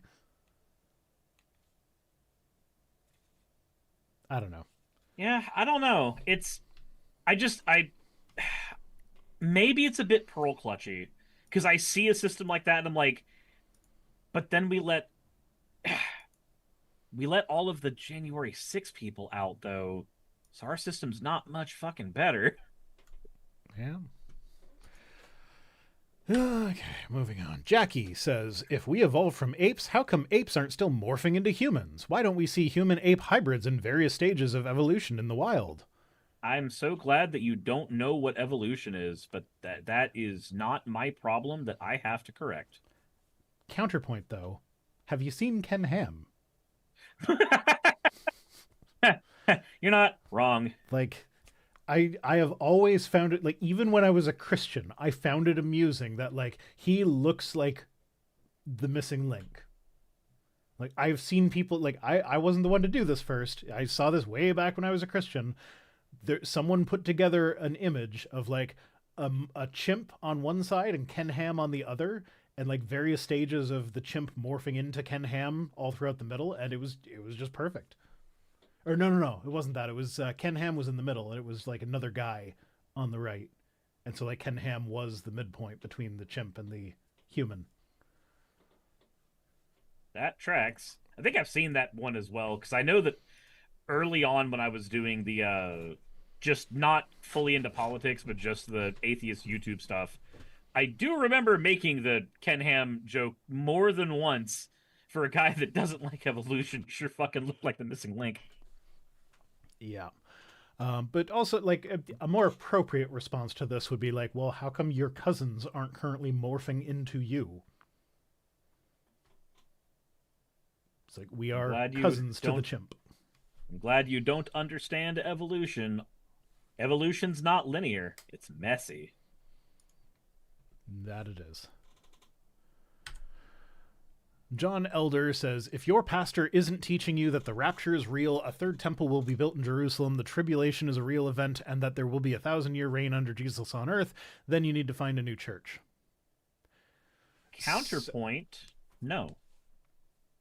Well, I mean, my pastor's not teaching me that because I don't go to church. I don't have a pastor. But yeah, that's why my counterpoint is no. Don't have a pastor to teach me shit. Nor do I need one. This belief is actually a very dangerous one. Like, very, very dangerous belief. The fucking end times shit?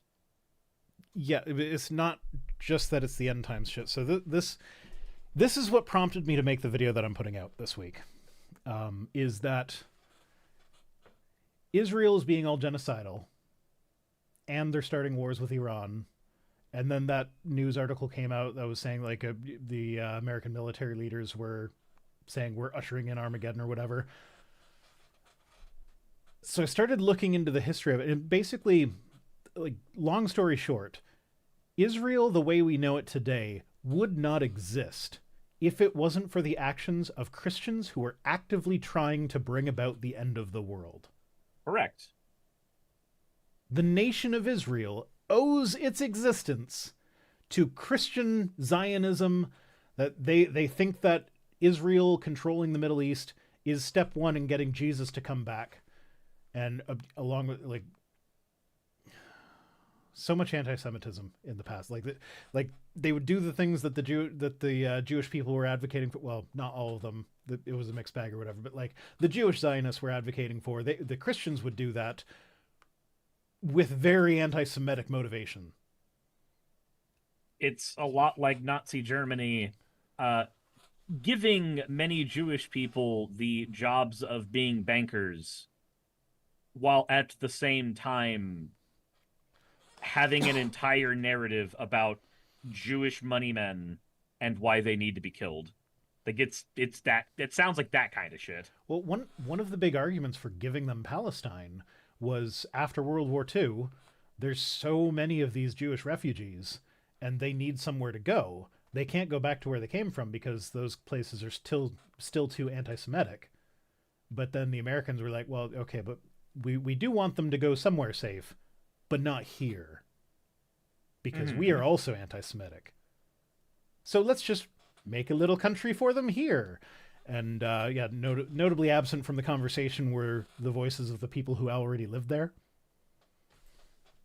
I mean, a lot of that happened shortly after the disillusionment of the Ottoman Empire, when a lot of those conversations about land and where shit can go got fucked. So the British took control of the area after World War I, when the Ottoman Empire was dissolved. And they put out in 1917, they issued the Balfour Declaration, which was their declaration that we intend to create a homeland for the Jews here. But they didn't.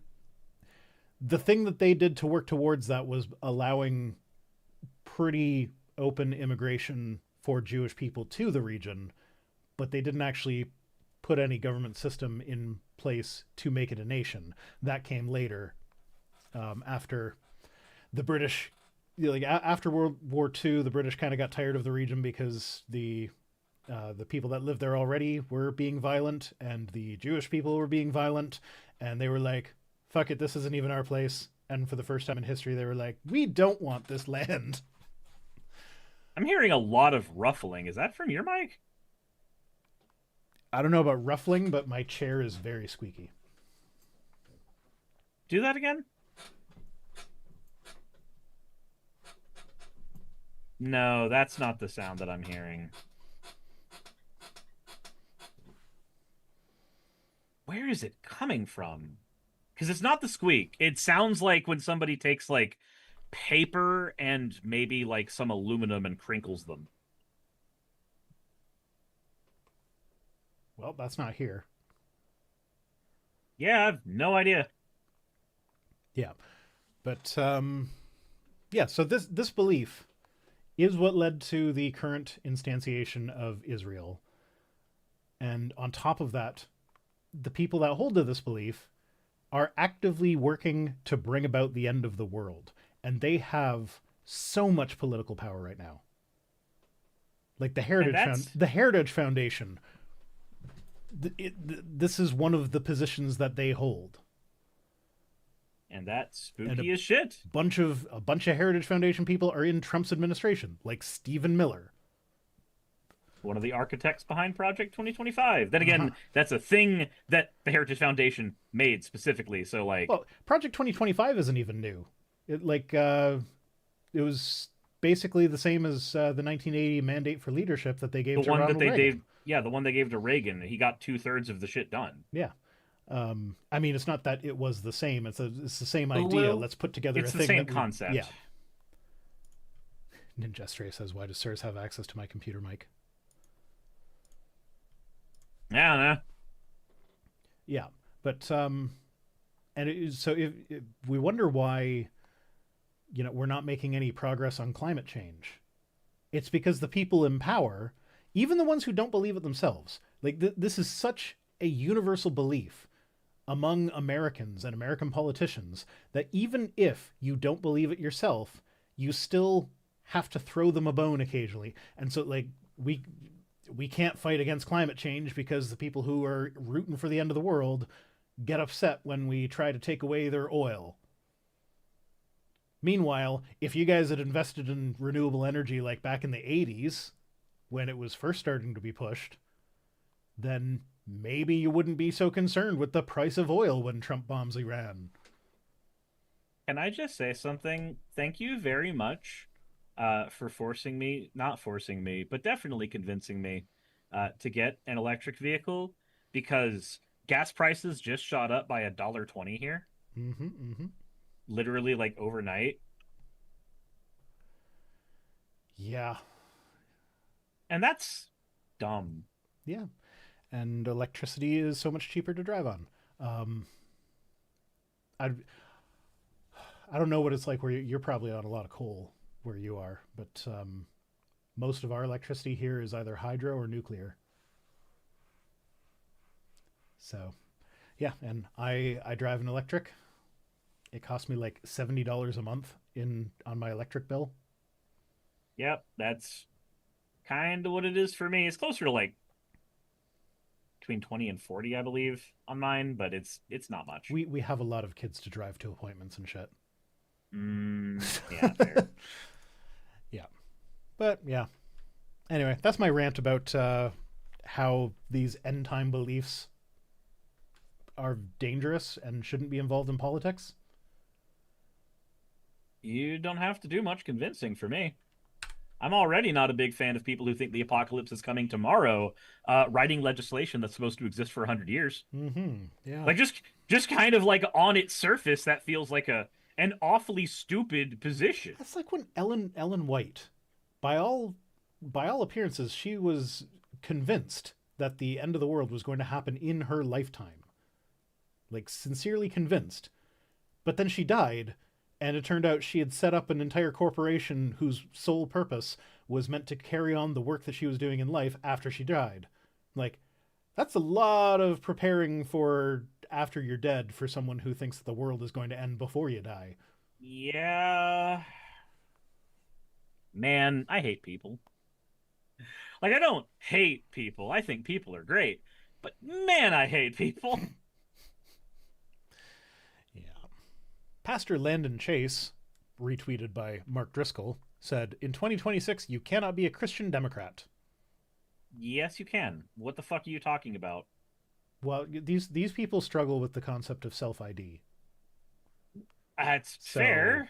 I don't expect them to understand how someone can identify as a Christian and a Democrat. Like, you can...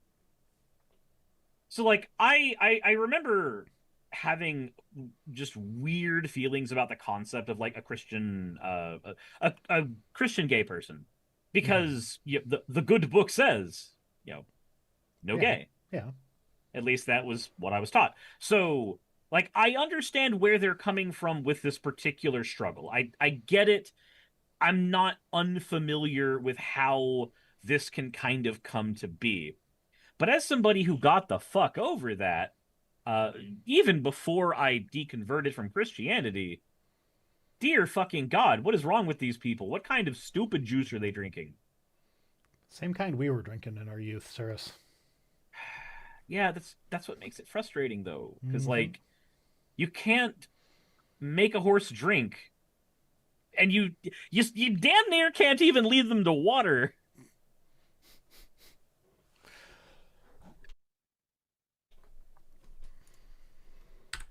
It's all frustrating. Okay, Lutheran Prince says God created the earth in 6 literal days, 6,000 literal years ago. He created man and woman. We didn't evolve out of another species. But we didn't evolve out of another species. That's not how evolution works. We are still that thing. That's we don't stop being the previous thing. We're still eukaryotes. We are landfish. Yeah, like we don't stop being whatever the previous thing was. This, why? Stoff says lots of evolution ones tonight. Yeah, I was avoiding the politics ones, okay? The rest of the politics shit is depressing enough. Yeah, it's kind of. That's not to say it's completely absent, but I like having fun. I like having fun too. I I wish I had Excuse more me, words to say I'm than going that. to get my butt plug because I like to have fun. Yeah, Stoff is here when you said that. That's fair. Joke's on you. I already have it in. I would That's expect the nothing less. noise you were hearing earlier. It was a butt plug the whole time. Oh god. Didn't you guys know? He loves the butt plugs. Well, someone's got to plug it. You're not wrong. My aversion is not because I think you are incorrect in the words you are saying. Fennec says I'm not going to kink shame. I'm going to ask why we got to be involved in this. I'm not kink shaming. I'm kink asking why. No, it's not even kink asking why. It's kink asking why now. It's okay, Fennec. I'm not actually wearing a butt plug. Here, let me show. No, I'm not. Maybe instead of kink asking why now, we should kink ask why not. Yeah. And after that, we should also kink ask Wobbuffet. I don't know what that is, and I'm not sure I want to know. Wobbuffet is the Pokemon that evolves from why not. Oh. I assumed it was going to be a pun to do with Boba Fett. No, different Fett. There are different Fets than the Star Wars one. Hashtag Fat Life. That was good. That got me. That got me. Okay. Fair enough. You win set it this up round. perfectly. I couldn't not. You win this round. Mark Wallace says, impressive speed with which Free Palestine protesters have switched to Don't Free Iran. Free run? So I'm gonna be that guy. And I think it's okay to be that guy that says you will never, ever, ever, ever, ever regret being against war. I think that in a world where democracy has been invented, there are ways that we can accomplish things without bombing a country into the next oblivion. I think that's a perfectly reasonable take, yeah?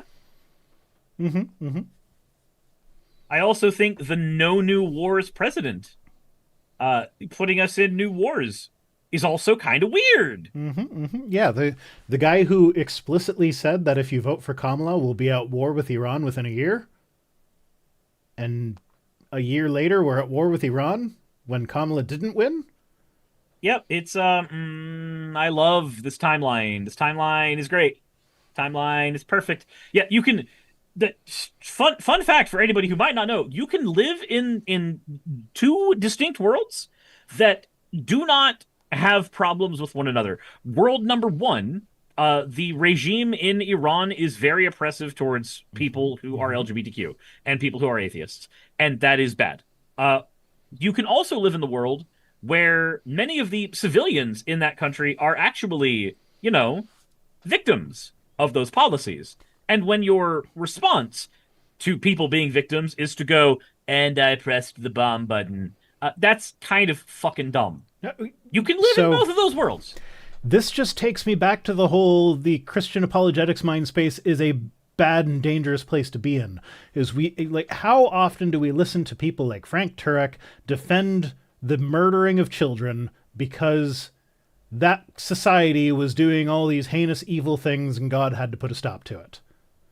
And now the United States has bombed children, killed a bunch of little girls, and all the people that were making excuses for why the genocides in the Bible were okay seem to be okay with that as well. Almost I as if feel like those two things are connected. there was an indication of where this story was going to go, and some people ignored what that indication was for reasons. As some of us, I will freely admit, I underestimated how dangerous Christian apologetics were. Like, for years, I would do that conciliatory thing where it's like, oh, it's okay, you just have your religion as long as you keep it to yourself, you know how. But it's like, I'm getting to the point where it's like, no, if I find out that someone is a Christian, I am now like, by default, I don't trust you. I think you're a bad person until you prove otherwise now. Because when I hear Christian, I hear thinks Frank Turek and Mike Winger and all these people are actually like good role models and shit. Because that seems to be what the popular position is. You hear the apocalypse mongering before you hear anything else. So it's like, so you like, I need you to tell me right now, what do you think of gay people? What do you think of trans people? What do you think of the war in Iran? What do you think about Israel committing genocide? And depending on your answers to those questions, I am going to be like, my opinion of you will change, but like it defaults to, I'm assuming you're on the wrong side of at least a couple of those. Yeah, and it like I get it. It really sucks to be a Christian that has to deal with that world where you are scrutinized very, very hard. But like, we live in a world where the Seven Mountains Mandate has had very, very real consequences. So I understand that position. I don't fully agree with it because I hang out with a lot of Christians. Yeah, no, but I understand it. Yeah, I know. It is a position from pain. And it's very hard to argue with a position that has been birthed from pain. Yeah. I mean, if we want to go back to fun bigotry, I still don't like big trucks. Yeah, well... Big stupid trucks. Fuck you. Do you know, you don't drive a big truck. You have an electric car. Yeah, I mean, it's a larger electric car, but it is an electric car. Yeah, I'm not. One of my friends is thinking about picking up a Ford Lightning, which is a big truck. I thought they discontinued the Lightning. So the Lightning has a fatal flaw in it, so it is discontinued for 1 year, but it has been announced that there will be a Lightning the year afterwards while they figure out what that flaw was. Okay, I feel like that's a bad time to buy one. Right, he's considering getting a Lightning because of the modifications that are going to be happening to the new ones. Yeah, Optimal Bingo says what position is big stupid truck, even if it's an electric truck. It's less stupid than big stupid diesel truck or gas truck. It's fine to have a truck. I don't care. No, it's not. It doesn't matter the way you Tiny cars for all. Die? No, not really. Optimal Bingo says, what position is painless? Most non-political ones. It's painless to say that, hey, I think Mario games are great, but I wish they had more depth in their stories. That is a painless position. It didn't cost me anything to make that, and I didn't have to endure any trauma to come to that conclusion. That's what a painless position, or a position not birthed from pain is.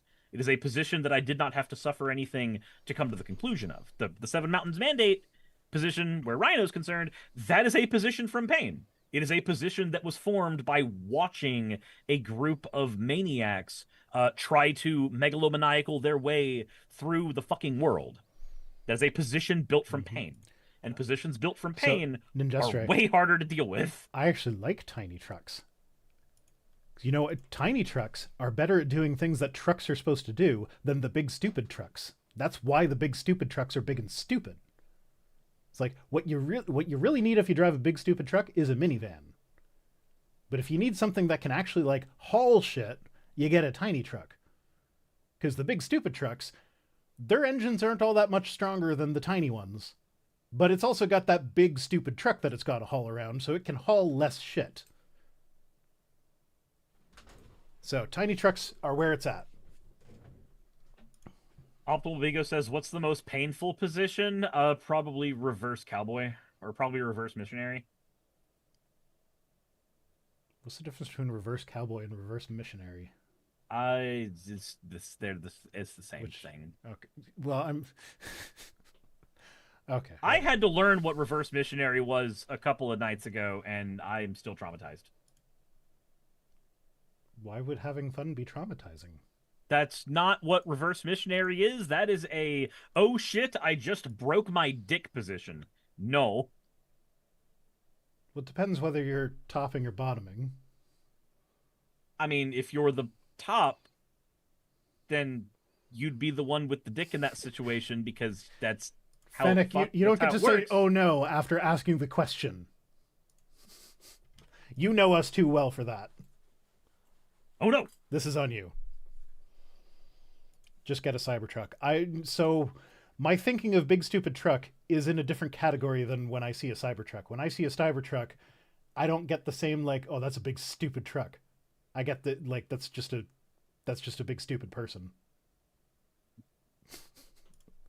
So breaking the bone of the boner, basically. Okay. Next tweet. Paul is a twit tonight. He's still posting on Twitter, so that makes him a twit. No, Paul. But he questioned, what number am I thinking of? Answers are 7. And he says, nope, 3. All people are thinking of 7. You're just suppressing the truth in unsevenness. Ah ha ha. I've read Romans as well. Fuck off. I have a whole video on Romans. And why it doesn't mean what Christians think it means. Do you ever just sit up at night and think about the fall of the Roman Empire? No, actually. But I do think of the rise of Christianity in the Roman Empire. Y'all, I just question y'all in chat. Should we do a day where I'm just like sitting there playing Warcraft or something and we're just listening to videos of would-be history buffs just wax lyrical about the fall of the Roman Empire and see how many different opinions we can get on the fall of the Roman Empire? It's because of the sex. It's a thing that I don't give a fucking shit about, but I am willing to listen to other people who do give a shit about it. I have seriously heard the argument that all the sex that they were having is what caused the fall of the Roman Empire. I don't doubt that. That sounds like something that would exist in this world. Yeah. I hate that, but like... When in Rome, do Romans. Okay. Rose Bandit Quinn said, the real problem is we have a president who is being blackmailed by Netanyahu and Putin. Whatever it is, it must be pretty bad. Why on earth would a GOP Congress go along with this? The ultimate answer is money. So, I don't think... You're so close! You're so close! You're so close! I don't think he's being blackmailed. I don't think he's being blackmailed either. Because the thing is, with the Epstein files coming out, and all the heinous shit that is fairly well evidenced regarding Trump in the Epstein files, I don't think Netanyahu or Putin could have anything even remotely close to that. And none of that has done anything to hurt his career. So I really don't think that it doesn't matter if they have something or not. It would change nothing. It's just that he is a stupid man with a lot of power who is easily manipulated. And the easiest way to manipulate him is to just tell him how cute he is. Yeah. Unironically. You just go up and be like, oh, you're the best president America's ever had. You're such Look a strong at you. leader. You're so cool. You're so strong. You're so amazing. Hey, you know what would be really good is if you bombed Iran. That would make Man, you the look Turks really love strong. you so much. You're so good at your job. Look at you. It's so pathetic. All of the best leaders in the world love you. You're Yes, great. yes, of course, I'm a size 8.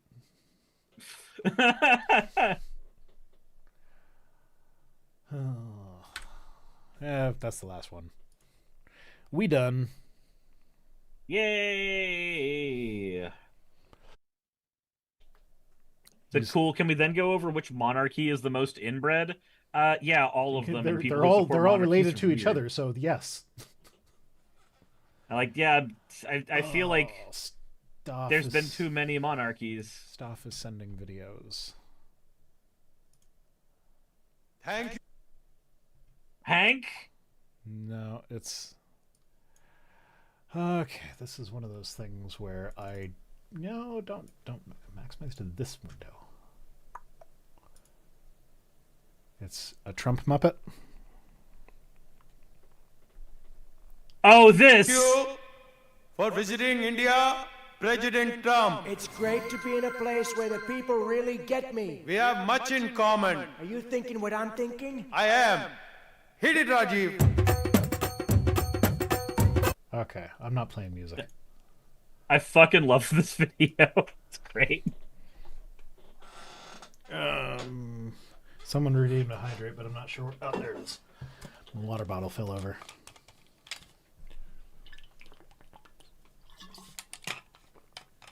You say you promise it's okay. It's funny, but is it going to get my stream demonetized for copyright reasons? I'm not playing. Happen to me. I'm not playing someone else's song on my stream, and not even just because not even just because I'm worried about copyright stuff, but just because that's also a dick move. If you want to see this video, go watch it at the channel of the person who made it, not on my channel. I'm not going to be a reaction streamer that sits there in the corner watching other people's shit. Hey. I take umbrage with that. You know the difference between being a reaction streamer and a response streamer. Okay, From what I've seen out of you, it's mostly response. Yeah, I don't do the XQC. Oh my god, chat! Chat! What? That's crazy. Oh, crazy! Dude! Wow! No, you gotta get the Joe Rogan one. Wow. He's like if Owen Wilson smoked a whole lot of cigarettes. But not even really. I don't know. It's weird because there is an Owen Wilson quality to it, but it's different. Dorito Dave says, chair stream when I am not Hassan. I can't pull off the look of the chair stream.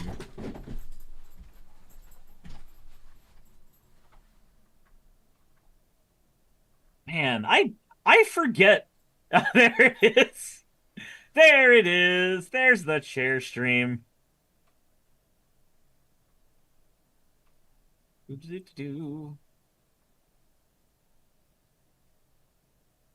Guys, I think he's dead. Which is way funnier than it should be. Didn't realize all my office supplies that are piled up behind me would be visible. Alrighty. Yeah. Are you streaming after this? Oh yeah, I'll still be up for a bit. Okay, I will raid you. Yay! Thanks for joining me, and as always, fuck off. I love you.